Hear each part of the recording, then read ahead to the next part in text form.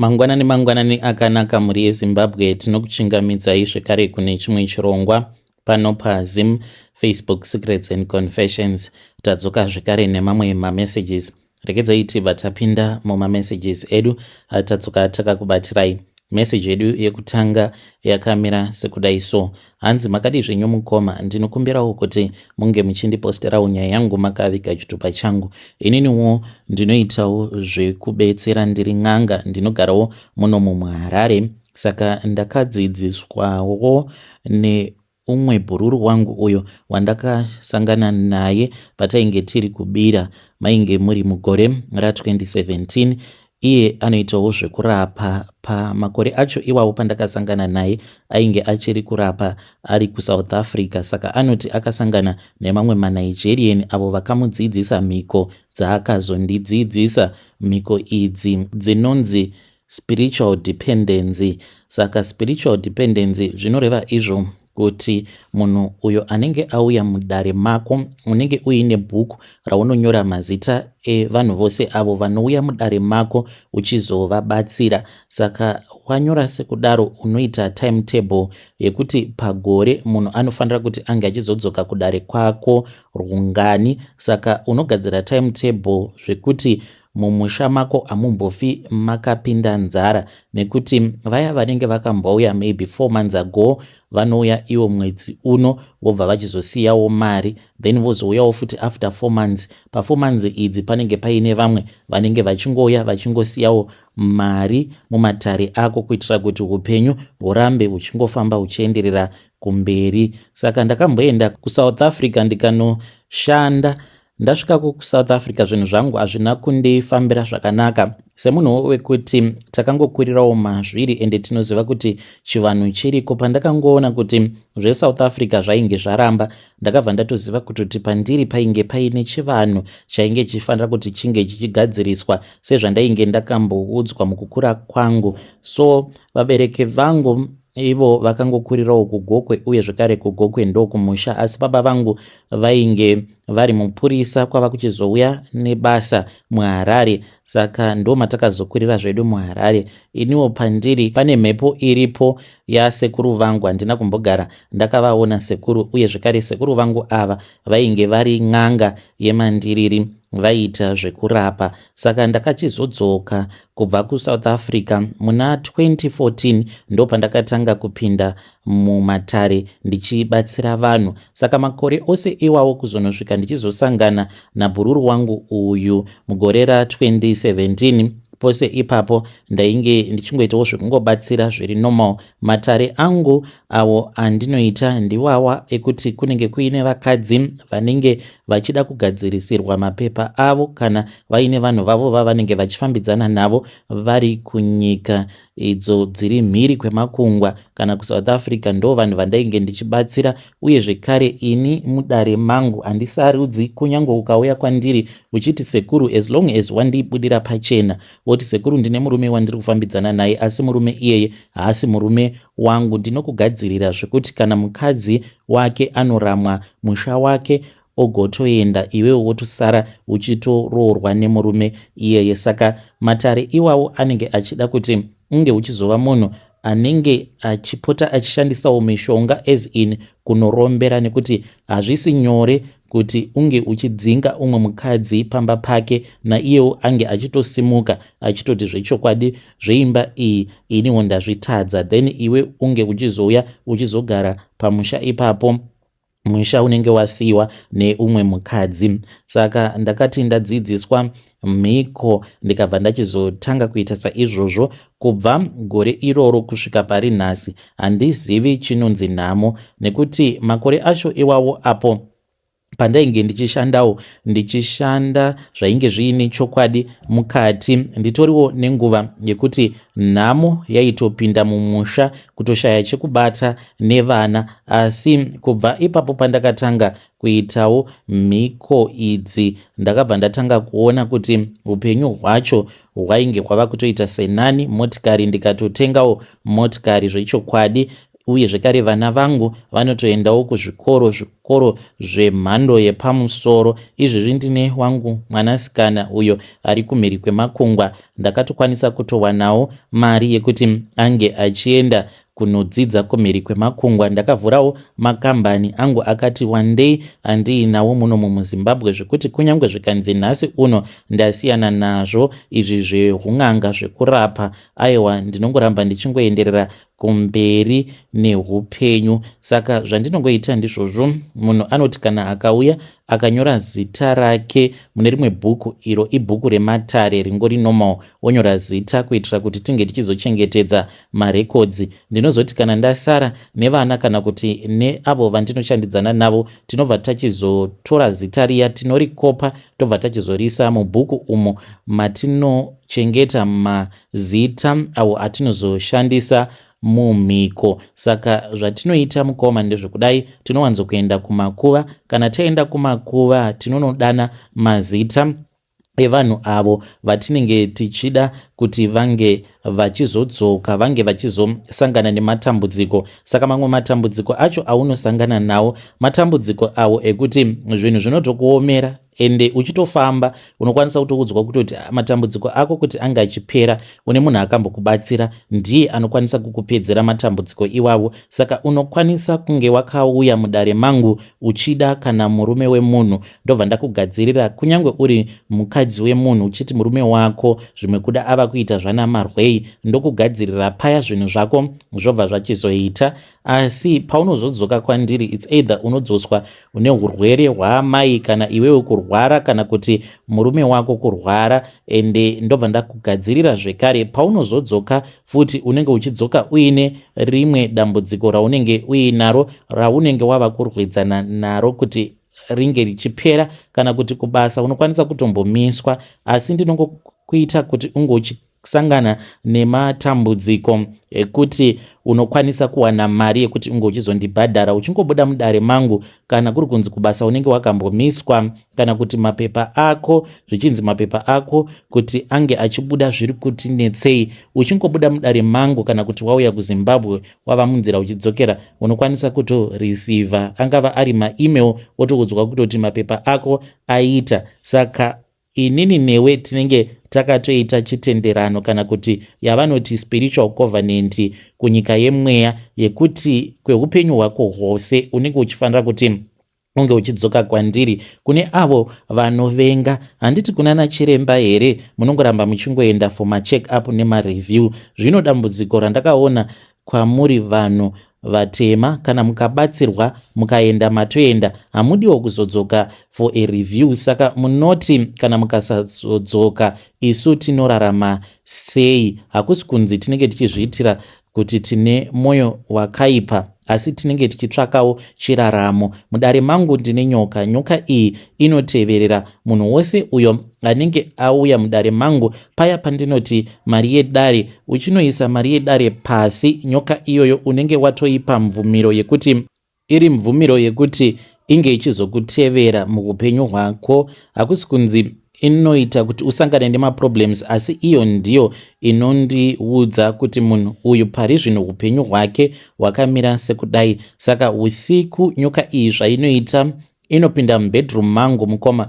Bedroom rangu rakati kurei, saka kumadziro tine rimwe glazi ratakatengeserwa neumwe muIndia uyu akatotiudza kuti glazi iroro muchitendero chavo vanoshandisa maglazi akaita seiwawo. Saka mira iri rakakura uye zvekare ndere black. Mira iri usiku rinochena kuita white. Nyoka iya inobva yachizouya yobva yachizotanga kundiratidza.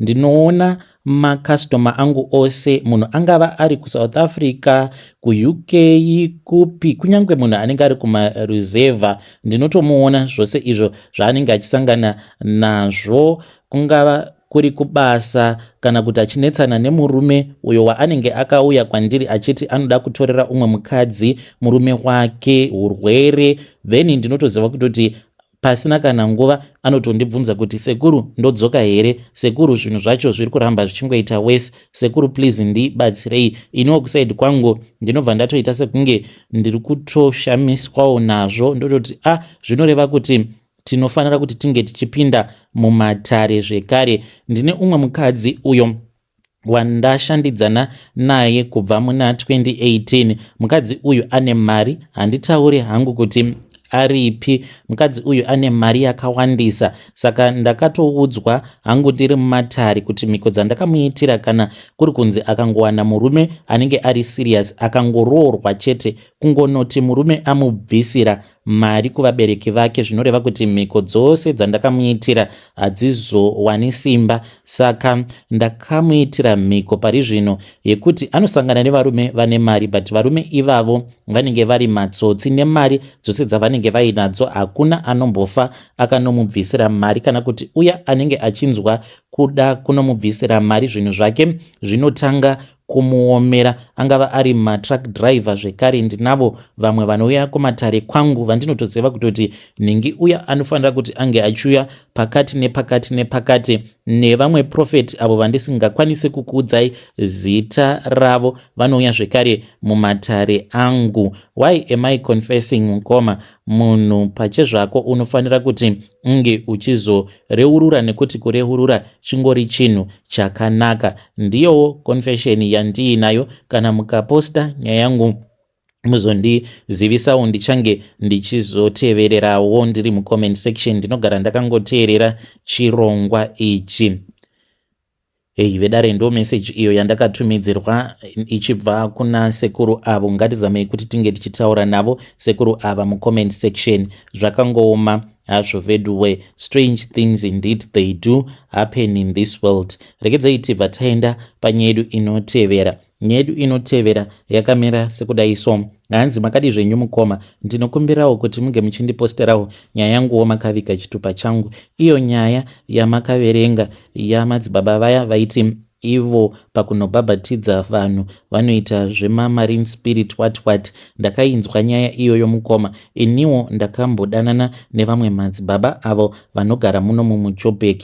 Ipapo handina kuda kuzombofarira zvekare kuita zvemaprofita. Hakusi kunzi muprofita wese ndo zvaanoita, but uyu muprofita wandakadanana naye wemuJoburg ndo zvaainge achiita. Nerimwe zuva ndakati ndaenda kumba kwake for a sleep over, saka akabva achizonditi hausi kudzokera kumba kwako this and that. Ndakazogara naye kwe2 weeks kana kubasa. Ndakazovaudza kuti ndainge ndambodzokera kuZimbabwe. So akazoenda akanobhabhatidza vanhu, neniwo ndakatoendawo, asi akati kwandiri iwewe usapinda mumvura. Apa tainge taenda kune rimwe dhemu. So akanditi kunyangwe zvikaita sei usatombogara kana waitsika mvura yacho. Ndokubva achizotanga kubhabhatidza vanhu. Saka ininiwo ndainge ndakangomirawo ndichingobatsirawo vanhu.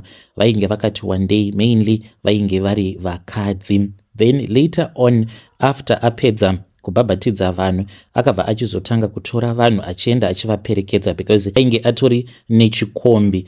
Zvose zvaakaita musi iwoyo hakuna kana akabhadhara kana kumubatsira nefuel. Vanhu vaitoti ane mwoyo wakanaka. Then akazoti apedza kuendesa vanhu vose kudzimba dzavo vainge vasina motikari, ndopaakazoti tava kudzokera. Saka ndakatofungidzira kuti zvimwe kuda ainge ava kuda kundibhabhatidza, but takati tichiendako akatora zvimwe zvevakomana tu zvivana nyaupe, ndokubva tachizoenda nazvo. Zvivana nyaupe izvozvo anoratidza kuti ainge achigara achiita zvinhu izvozvo navo, ende aivabhadhara mari, akavapa 1000 vana nyaupe. Takati tadzokerako kudhemu ikoko akabva achizondiudza kuti ndinge ndichigara mumotikari. Iye akaburuka akaenda navo vana nyaupe vaya. Mukomanashi akavarakidza zvaainge achida kuti vange vachiita. Vakapinda mumvura, vakachizobuda mumvura imomo. Vainge vaine hari yavainge vainayo. Akati auya nayo motikari, hari iyoyo yainge iine mazai ainge arimo mukati, uye zvekare nebakatwa nekatsvimbo kainge kari kadiki diki.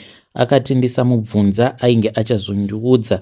We then dropped off vana nyaupe vaya takazoti tadzokera kumba kwake ndopaakazondiudza kuti ndo mhiko dzaanoita, akati haana kuromba but anongoshandisawo natural gift uye zvakare neruzivo rwezvose izvo zvinoitika munyika yemweya kutorera vanhu zvipo. Saka paanenge achibhabhatidza vanhu iye anoti anenge aine mazai aanenge agara akaisa muhari iyoyo anenge akaiisa the night before imomo mumvura macho maanenge achida kuzobhabhatidzira vanhu. Saka mweya iya yemumvura pamunenge muchibhabhatidzwa inenge ichingotora laki reumwe neumwe uyo waanenge abhabhatidza ichipa iye malaki iwawo. Mazai acho handizivi kuti akazoita sei nawo. Hapana kana kupera 2 months mukomanashe akabva atotenga bhazi. Murume uyu atova nemabhazi I think anotosvika kuma5.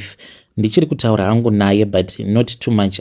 Iko zvinozvi ava kutomhanyawo nevakadzi vatori nezvimari zvavo, vatori nemabig businesses kuZimbabwe uko, kungotaurawo but unochiona kutoti uri kutozvimanikidza mulife memunhu. Ndiyewo confession yangu iyo yandiinayo. Zvinotoitika munyika mukoma kuti munhu anotoenda achiti ari kuda kukubhabhatidza, asi achikubhabhatidza kudaro anenge achitokutorera laki rako.